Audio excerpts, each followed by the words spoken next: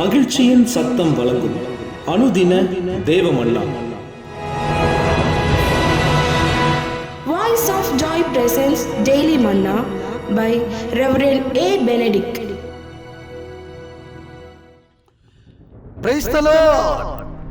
God loves you so much.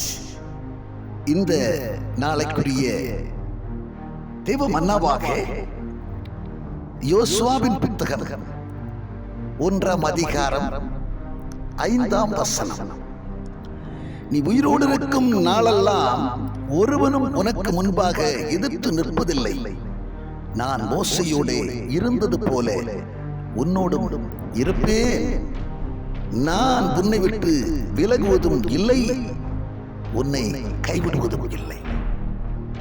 அவனை கேட்கிற அன்பான தேவச்சனமே, இன்றைய மன்னாவின் தலைப்பு, நான் மோசையோடு இருந்தது போல உன்னோடு இருப்பேன். ஆமாம், அவர் நம்மோடு இருப்பார் என்று சொன்னால் ஒருவனும் நமக்கு முன்பாக எதிர்த்து நிற்க முடியாது. மாறாக 23ஆம் சங்கீதத்திலே சொல்லப்பட்டிருக்கிறபடியாக உன் ஜீவனுள்ள நாளெல்லாம் நன்மையும் கிருபையும் உன்னை பின்தொடரும். நீடித்த நாட்களாய் உன்னை அவர் நிலைத்திருக்க பண்ணுவார். நீ மரண இருளின் பள்ளத்தாக்கிலே நடந்தாலும் பொல்லாப்புக்கு நீ அஞ்ச வேண்டியதில்லை. உனக்குள்ளே மரண பயம் இருப்பதில்லை. உன்னை அவருடைய கோலும் அவர் தடியும் தேற்றுகிறதா இருக்கும்.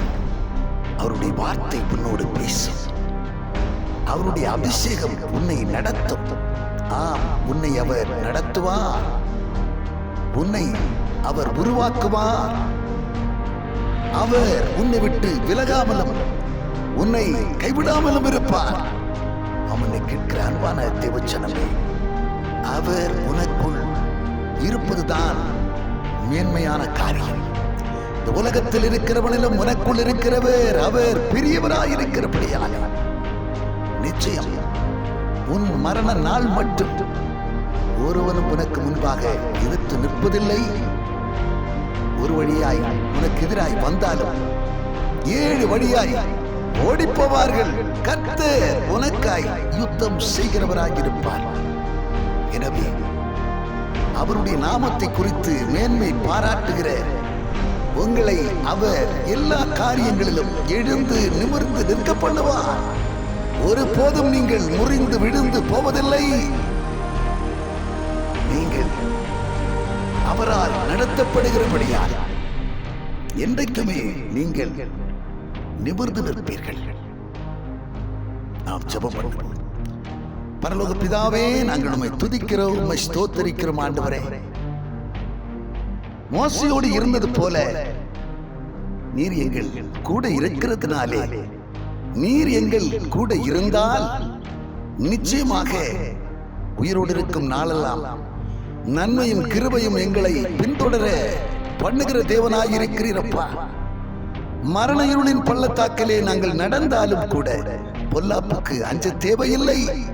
உமது கோலும் உமது தடியும் எங்களை தேற்றுகிறதா இருக்கும். உம்முடைய அபிஷேகம் எங்களை நடத்துகிறதா இருக்கும்.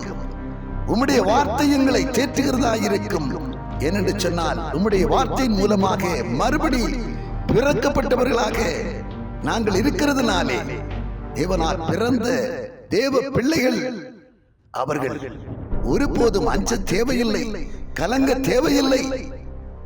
அவர்களை நீர் பாதுகாத்து நடத்துகிறவராய் இருக்கிறீரப்பா.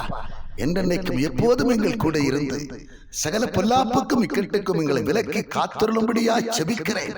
எண்ணங்களை சிறையாக்கி இயேசுவே உமக்கு நாங்கள் கீழ்ப்படுத்தி விசுவாசத்தில் இன்னும் வளர்ந்து பெருக உமக்குள் ஆண்டவரே என்றும் நிலைத்திருக்க தேவரீர் நீர் எங்களுக்கு பெரிதும் கிருபை பாராட்ட வேண்டுமாக ஜெபிக்கிறோம். எங்கள் நல்ல பிதாவே, ஆமென்.